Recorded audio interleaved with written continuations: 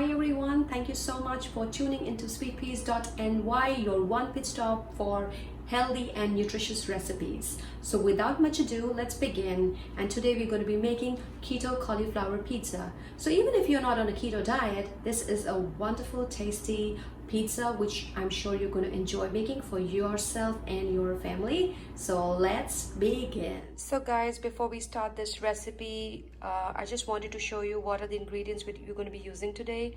This is the almond flour that we're going to use. This is flax meal. This is actually the king of the show today, which is cauliflower. It's riced cauliflower, so we're going to be using this. This is the Indian cottage cheese or paneer. If you don't get that, you can always get ricotta cheese. You can use Parmesan cheese. You could use goat cheese, whatever works for you. All the seasoning that we're going to be using.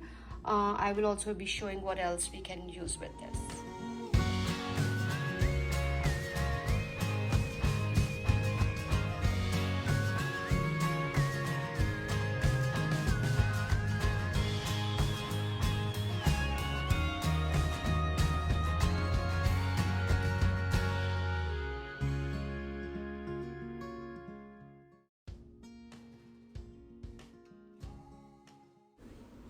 This recipe makes a 12-inch pizza, but you can also make two 6-inch ones if you like. Now we're going to take all the ingredients and mix them one by one. First up, we will take all the dry ingredients and then we're going to add egg in them. So we're going to mix them all together till they become a dough-like structure, and then we're going to just kind of press them onto a baking tray, and then we're going to just kind of bake it at 400 degrees Fahrenheit. So I'm just going to knead it a little bit more, and then I'm going to show you. So now I've just started flattening it, just going to press it with my hands, because it's really hard to work with this, so you can't really roll it, but all you're going to do is just like press. You can put a little bit of oil. I just use some olive oil in it and just stretch it. Don't want to make it like really thick, because then it's not going to be like crunchy and crisp. So you're going to just like flatten it slowly, work your way. There is no rush. I would recommend, if the day you decide to do like cauliflower pizza, you may want to just like kind of make the base ready and then kind of freeze it, and then whenever you want to make a pizza, you can just take it off from the freezer and then just add toppings to it and then just bake it. You want it to make sure that you're able to bake everything, so just go from center, go out. Okay, I think this looks really good now, and just gonna now put it in the oven. All right, here we go.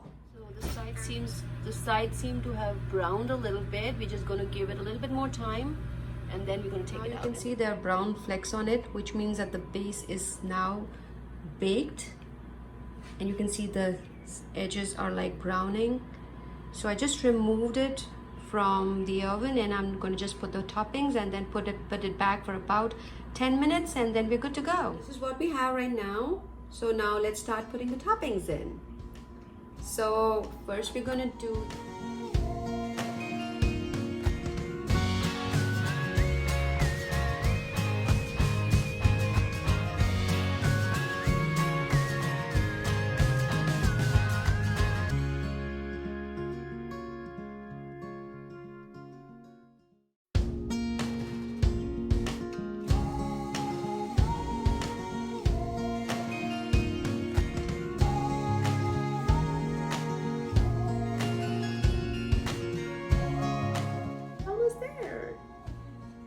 okay.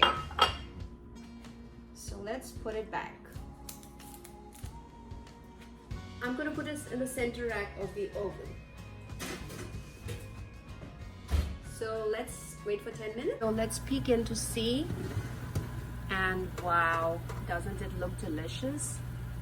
it's all done. So let's take it out from the oven and I'm going to show you. And so yeah. So that's it. This is the pizza all done. Just make sure you cool it a little before slicing. Enjoy and be good and stay safe. Bye now.